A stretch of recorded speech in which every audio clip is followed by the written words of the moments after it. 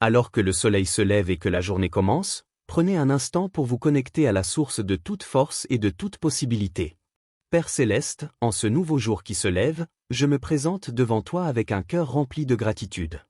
Merci pour le don de cette journée, pour le souffle de vie en moi, et pour ta fidélité qui se renouvelle chaque matin.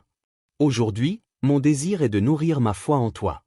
Je déclare que ma foi n'est pas basée sur ce que je vois, mais sur tes promesses inébranlables.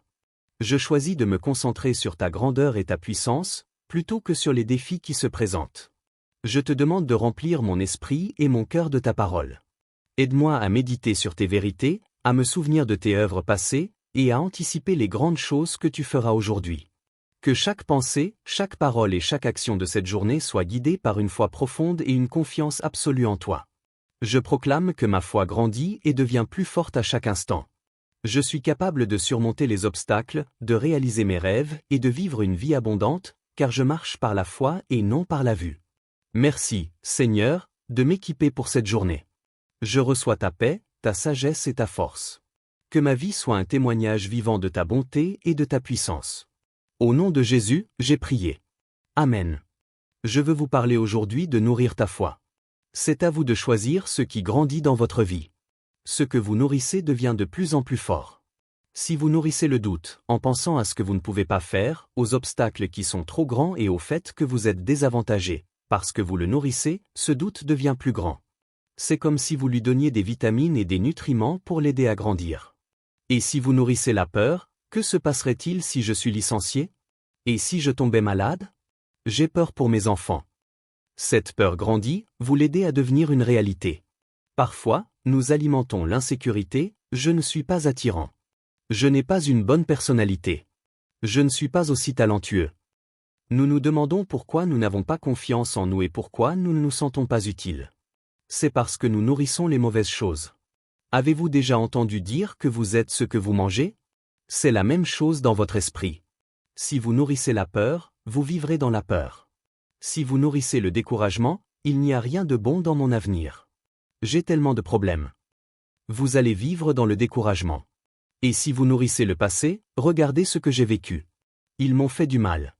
Je n'ai pas été bien élevé.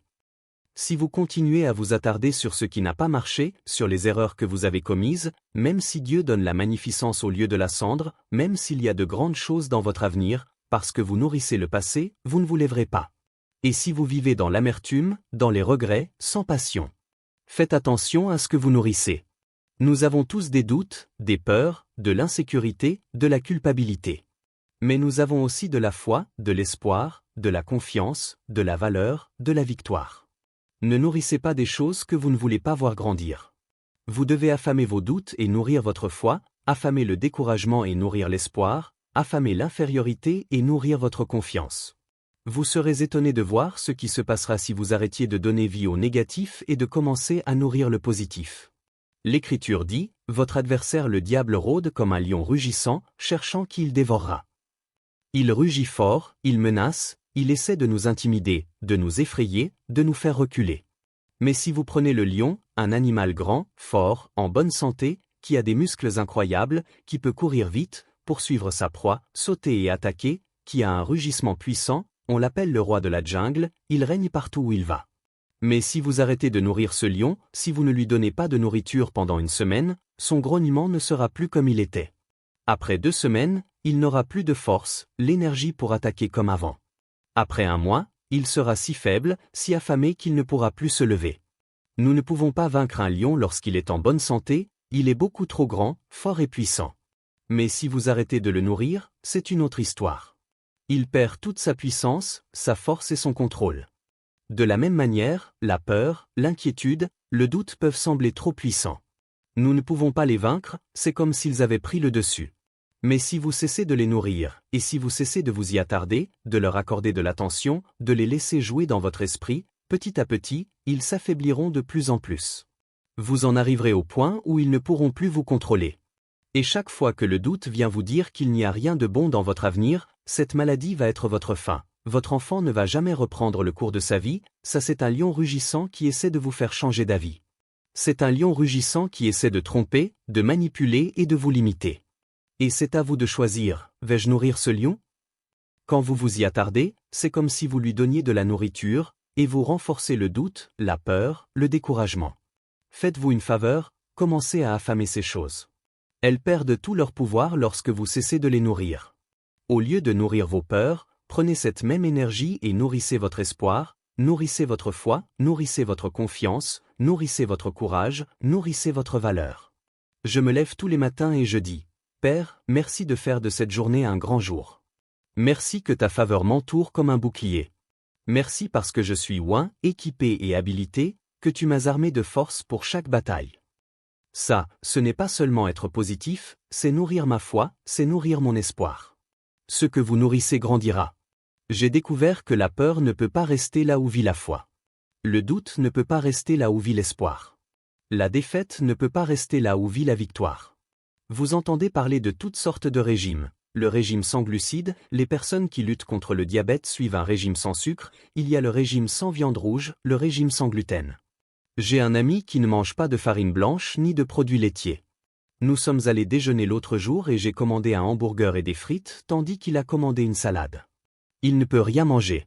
Je me suis senti mal à l'aise de manger ma nourriture, mais il est si discipliné à ce sujet. Je ne suis pas nutritionniste, je ne suis pas médecin, mais je vous impose un régime très strict. Fini les soucis, les doutes, l'impureté, l'offense, l'amertume, l'apitoiement sur soi, la honte, le regret. Votre nouveau régime se limite à la nourriture de la foi. Nourrissez votre foi, nourrissez votre espoir, nourrissez la paix, nourrissez la joie, nourrissez les attentes positives, nourrissez les promesses que Dieu a mises dans votre cœur, nourrissez les rêves qu'il a placés dans votre esprit. Vous deviendrez ce que vous nourrissez, positif, plein d'espoir, confiant, sûr, précieux, ou négatif, inquiet, douteux, effrayé, inférieur. Je peux rester 20 minutes avec une personne et dire ce qu'elle nourrit par ce qu'elle dit, son attitude, comment elle réagit à la pression, comment elle gère l'adversité. Joël, ça c'est ma vie. On dirait que je n'ai pas de chance. Les problèmes me suivent partout. J'ai toujours des déceptions. Ils alimentent le découragement. Une autre personne, même circonstance, je sais que ce qui essaie de me nuire, Dieu le tournera à mon avantage. Je vais m'en sortir mieux qu'avant. Ils nourrissent la foi. Je n'ai jamais de bons moments. Les gens au travail ne m'apprécient pas. Je suis toujours négligé. Une autre personne, même situation, quelque chose de bien va m'arriver. Les bénédictions me poursuivent. La faveur de Dieu est sur ma vie. Eh bien, j'ai toujours été seul. Je ne pense pas que je rencontrerai quelqu'un dans ma vie et que je tomberai amoureuse. Ça c'est juste la malchance que j'ai dans la vie. Ils nourrissent le doute. Ils sont ce qu'ils mangent. Ils pensent célibataires, ils pensent solitaires, ils pensent sans attrait, et ils le deviennent. Une autre personne, les mêmes circonstances, la bonne personne se dirige vers moi. Une connexion divine, quelqu'un de mieux que ce que j'avais imaginé. Elles nourrissent la foi, elles deviennent attirantes, elles sont favorisées, elles attirent la bonté de Dieu. D'autres, ce problème ne changera jamais. Cette maladie, ce problème au travail, cet enfant rebelle. Je vais toujours devoir y faire face. Elles alimentent le négatif, elles se découragent davantage. Pour une autre personne, ce problème n'est pas venu pour rester, il est venu pour passer. Je sais que ce n'est que temporaire. Une percée s'annonce. Les choses sont sur le point de changer en ma faveur. Elles nourrissent l'espoir, et c'est ce qui permet à Dieu d'agir. Il y a des années, il y a un homme qui travaillait dans l'autre église. Il s'occupait de l'entretien et de l'aménagement paysager. Il faisait des réparations. J'étais dans le département de la télévision à l'époque et je le voyais de temps en temps pendant la semaine. Il était très amical, mais il était très négatif. Chaque fois que nous parlions, il me disait à quel point la vie était dure et qu'il avait des problèmes à la maison. Une fuite dans le toit, l'enfant qui lui causait des ennuis. Il ne savait pas comment il allait pouvoir payer ses factures. Il utilisait constamment la phrase « c'est si dur » une dizaine de fois dans une courte conversation. Et je ne dis pas qu'il n'y a pas de difficulté, mais il ne faisait qu'empirer la situation en se nourrissant de mauvaises choses. Il y avait de la foi en lui, de l'espoir, de la victoire, mais il ne s'en nourrissait pas. Il affamait sa foi et nourrissait ses peurs. Il affamait son espoir et nourrissait ses doutes. Au début de sa cinquantaine, il a été diagnostiqué d'une maladie en phase terminale. Il a vécu quelques années de plus et ensuite il est décédé. Une vie très triste et décourageante. J'ai pensé à toutes ces années où il m'avait dit à quel point la vie était dure, à quel point c'était une lutte, à quel point il y avait des déceptions. Vous devenez ce que vous mangez. Si vous nourrissez toujours le doute et le découragement, j'ai peur de tomber malade. Ce problème ne changera jamais. Vous attirez à vous toutes les défaites, les luttes, les chagrins. Vous devez vous remettre au régime. Arrêtez de manger de la malbouffe et commencez à manger de la nourriture de foi. Lorsque le doute vient vous dire que vous lutterez toujours, que vous aurez toujours des difficultés à payer vos factures, que vous n'aurez pas les moyens de réaliser vos rêves, que vous ne sortirez jamais de l'endettement, dites simplement « Non merci, vous ne faites pas partie de mon régime. Je ne mange que de la nourriture de foi. Père, merci de répondre à tous mes besoins. Tu as dit que je prêterai et que je n'emprunterai pas, que ma coupe déborderait, que les canaux des cieux me seront ouverts et que tu répandras sur moi tes bénédictions en abondance. C'est cela qui nourrit votre foi, pas vos doutes. C'est ce qui permet à Dieu d'agir. Et lorsque la peur vous pousse à vous inquiéter, qu'en est-il de mes enfants? Sont-ils en sécurité à l'école? Y a-t-il toujours autant de violence, de criminalité? Que vais-je faire? Ne nourrissez pas cette peur. Elle n'a rien à faire dans votre régime. Penchez-vous sur la foi, l'Éternel est mon berger, je ne manquerai de rien. Aucune arme formée contre moi ne prospérera. Que 1000 tombent à mon côté et 10 000 à ma droite, je ne serai pas atteint. Si vous continuez à faire cela, la peur s'affaiblira de plus en plus et votre foi deviendra de plus en plus forte. Vous devenez ce que vous mangez. Vous aurez la paix et la confiance de savoir que Dieu vous tient dans la paume de sa main. Ou quand les pensées vous chuchotent, « Regarde, tu n'as pas autant de valeur que ça, tu n'es pas aussi attirante. Regarde comment ta cousine est belle, regarde le talent de ta collègue. Qu'est-ce qui t'arrive? » Dites simplement, « Non merci, ce n'est pas dans mon régime alimentaire. J'ai un régime très strict. Je ne nourris pas l'insécurité. Je ne nourris pas l'infériorité. Je ne nourris pas la honte et la culpabilité de ne pas être à la hauteur. Je nourris la confiance. Je nourris la valeur. Père, tu as dit que je suis une créature merveilleuse. Tu m'appelles un chef-d'œuvre unique en son genre. Tu m'as couronné, tu as fait couler du sang royal dans mes veines. Je sais que je ne suis pas ordinaire, je suis l'enfant du Dieu Très-Haut. Si vous pensez ainsi, l'insécurité ne peut pas rester. Vous aurez l'audace, l'assurance de redresser les épaules, de garder la tête haute, sachant que vous êtes un fils ou une fille du Dieu Tout-Puissant. Dans les Écritures, un jeune homme nommé Gédéon se cachait dans un pressoir, craignant les Madianites. Chaque fois que le peuple d'Israël cultivait des récoltes ou avait des troupeaux, les Madianites faisaient une descente dans la ville et prenaient tout ce qu'ils voulaient. Ils étaient beaucoup plus grands et plus puissants que les Israélites. Gédéon se cachait sous une grotte pour ne pas être vu. Un ange est apparu et a dit, « Héros puissant, le Seigneur est avec toi. Tu vas délivrer les Israélites de cet ennemi. » Il dit à l'ange, « Comment puis-je délivrer le peuple? Je viens de la famille la plus pauvre et je suis le plus petit dans la maison de mon père. » Vous pouvez dire ce que Gédéon nourrissait, l'insécurité, le doute, la peur. Je ne suis pas assez doué. Je viens d'une mauvaise famille. Nous sommes désavantagés. Dieu savait que pour que Gédéon remplisse sa mission, il devait lui faire changer de régime alimentaire. C'est pourquoi l'ange s'est présenté et a dit, « Héros puissant. » Il aurait pu simplement dire, « Et Gédéon, Dieu voudrait que tu fasses quelque chose. » Il aurait pu l'appeler par son nom.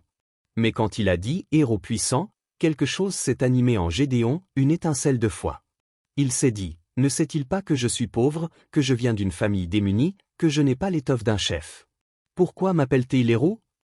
Il était intrigué. Peut-être sait-il quelque chose sur moi que je ne sais pas. Après, il a dit à l'ange pourquoi il ne pouvait pas le faire, que sa famille n'était pas qualifiée et qu'il n'était pas assez influent. Dieu aurait pu dire, « Très bien, Gédéon, je vais trouver quelqu'un d'autre, quelqu'un de plus confiant, de plus talentueux, de plus courageux. » Mais Dieu lui a dit, « Gédéon, tu détruiras les Madianites comme si tu te battais contre un seul homme. » Gédéon était à ce point critique. Vais-je continuer à nourrir mon doute, ma peur, mon insécurité, ou vais-je suivre un nouveau régime? Vais-je croire que je suis qui Dieu dit que je suis, que je peux faire ce que Dieu dit que je peux faire, que je ne suis pas pauvre, non qualifié, incapable, mais que je suis un héros puissant qui a été élevé pour laisser sa marque? Gédéon a fait ce que nous devons tous faire, il a cessé de manger de la mauvaise nourriture. Il a changé ce qu'il mangeait. Au lieu de nourrir la peur, il a commencé à nourrir la foi. Au lieu de nourrir les intimidations, il a commencé à nourrir le courage. Au lieu de nourrir l'homme faible, pauvre et vaincu qui se cachait sous la grotte, il a commencé à nourrir le héros puissant. Il a changé d'attitude, passant de « je ne peux pas faire cela » à « Dieu, je sais qu'être avec toi, c'est plus qu'être contre le monde entier. » Il est parti seulement avec 300 hommes et a vaincu cette armée de milliers et de milliers d'hommes. Une victoire surnaturelle. Il est devenu ce qu'il nourrissait. Comme Gédéon, seriez-vous en train de vous nourrir avec des mauvaises choses? Vous vous attardez sur ce que vous ne pouvez pas faire, sur le fait que vous avez fait trop d'erreurs, que vous venez d'une famille limitée, la maladie, la dépendance, le rêve est trop grand. Dieu vous dit ce qu'il a dit à Gédéon, tu es un héros puissant. Tu es destiné à faire de grandes choses. Vous n'êtes pas limité par votre passé, votre éducation, l'ampleur de l'opposition. Ce qui nous limite, c'est notre mauvaise alimentation, notre façon de penser. Cessez de nourrir le « vous limité », moyen, incapable, et commencez à nourrir le « vous puissant ». Je puis tout faire par Christ qui me fortifie. Je suis fortifié dans le Seigneur, équipé, habilité et ointe. C'est ce que je devais faire lorsque j'ai perdu mon père. Je me suis proposé comme un pasteur de l'Église, mais je n'étais pas sûr de moi. J'étais très nerveux, je ne me sentais pas qualifié, je n'avais pas la formation nécessaire. Chaque pensée me disait que je ne pouvais pas le faire. Personne ne t'écoutera, Joël, tu vas t'y engager et échouer. Vous savez, l'ennemi est spécialisé dans la malbouffe, le doute, la peur, l'infériorité. Et pendant des années, je me suis convaincu que je ne pouvais pas être ministre. C'est ce que j'avais dit à mon père, je n'avais pas la bonne personnalité, j'étais trop calme, je ne saurais pas quoi dire. J'avais nourri ces pensées encore, et je suis devenu ce que je nourrissais, intimidé et peu sûr de moi. Mais à la mort de mon père, quelque chose a changé à l'intérieur. Il y a eu cette audace, cette foi. Tout à coup, j'ai cru que je pouvais le faire. Je n'avais jamais ressenti cela auparavant. C'est comme si Dieu s'était manifesté et avait dit, « Joël, tu es un puissant héros et ça c'est le moment de briller. » J'ai ressenti la foi, mais le problème, c'est que le doute n'est pas parti, la peur n'était pas partie, l'insécurité non plus. Je devais prendre la décision suivante, vais-je continuer à nourrir cette peur, ce doute, cette intimidation, ou vais-je changer mon régime alimentaire et commencer à nourrir la foi, à nourrir l'espoir, à nourrir le courage? J'ai fait ce que je vous demande de faire. Quand la peur est arrivée en disant, tu ne vas pas savoir quoi dire, tu ferais mieux de ne pas monter là-haut. J'ai dit, non merci, tu ne fais pas partie de mon régime. Je suis bien armé, la faveur de Dieu est sur ma vie. J'ai été élevé pour un moment comme celui-ci. Mais tu n'es pas qualifié, tu n'as jamais été au séminaire, tu n'as pas de diplôme. Seigneur, je te remercie de m'avoir qualifié. Tu m'as choisi avant ma naissance. Tu m'as prouvé, tu m'as oint, tu as posé ta main de bénédiction sur ma vie. Je ne serais pas ici aujourd'hui si je n'avais pas changé mon régime alimentaire. J'ai appris à suivre un régime alimentaire très strict. Il est facile de nourrir l'inquiétude, l'amertume, les blessures, les trahisons, les choses négatives que les gens ont dites, il faut leur rendre la monnaie de leur pièce, ils vous donnent une mauvaise image. Ne nourrissez pas cela, c'est de la malbouffe. Vous ne pouvez pas nourrir la foi et la peur en même temps. Vous ne pouvez pas nourrir l'espoir si vous nourrissez l'amertume. Vous ne pouvez pas nourrir la paix quand vous essayez de vous venger de votre collègue. Vous ne pouvez pas nourrir le héros puissant si vous nourrissez l'insécurité en vous comparant à un ami. La vie est courte, vous devez consacrer votre énergie aux bonnes choses. Chaque fois que vous nourrissez l'inquiétude, ça c'est de l'énergie que vous pourriez utiliser pour nourrir votre foi. Lorsque vous nourrissez les doutes, c'est perdre le temps que vous pouvez nourrir la foi. En résumé, ne nourrissez pas ce que vous ne voulez pas faire grandir. Et si vous commencez à affamer le doute, à ne pas vous attarder sur le fait que ça ne va pas marcher, que je ne guérirai jamais. Affamer l'insécurité, affamer la peur, et si je me faisais licencier? Utilisez cette même énergie pour nourrir la foi, l'espoir, la victoire. Peut-être que vous luttez contre une maladie. Ces pensées négatives viendront, et si vous n'alliez pas mieux? Et si c'était plus grave? Et si ça ne marchait pas? Si vous nourrissez cette peur, elle vous tirera vers le bas et vous découragera. Il est difficile de se rétablir quand on est inquiet et stressé. Essayez une approche différente. Ne nourrissez pas la peur si vous ne voulez pas qu'elle grandisse. Nourrissez votre foi, c'est elle que vous voulez faire grandir. Tout au long de la journée, dans vos pensées, Père, merci de me redonner la santé. Merci pour la guérison, la plénitude, la force, l'énergie, la vitalité qui circule dans mon corps. Ça, c'est construire votre foi, construire votre espérance. L'Écriture compare plusieurs fois la vie d'un croyant à celle d'un aigle. Ésaïe dit, ils s'élèveront avec des ailes comme des aigles. Les aigles sont connus pour leur capacité à se lever au-dessus des tempêtes. Ils sont connus pour leur sens aigu de la vision, Ils peuvent repérer un poisson dans l'océan à une centaine de mètres de distance. C'est un oiseau fort et majestueux. Il est dit que la force de l'aigle réside dans son régime alimentaire. L'aigle se nourrit d'aliments vivants. Sa principale nourriture est le poisson frais et d'autres animaux vivants. Il ne se nourrit pas autant de choses mortes que les autres animaux. Ce n'est pas une coïncidence que Dieu choisisse l'aigle pour nous comparer à lui. L'aigle ne se nourrit pas de la mauvaise nourriture. Il ne pourrait pas s'élever et atteindre de grandes hauteurs s'il se nourrissait des mauvaises choses. De la même manière, notre force se trouve dans notre alimentation. Nous n'allons pas nous élever si nous mangeons des choses mortes, l'inquiétude, l'amertume, le doute, la peur. Ça, c'est de la malbouffe. Cela limitera et obscurcira votre vision, freinera votre croissance. Vous devez vous nourrir d'aliments vivants, la foi, l'espoir, la faveur, la victoire.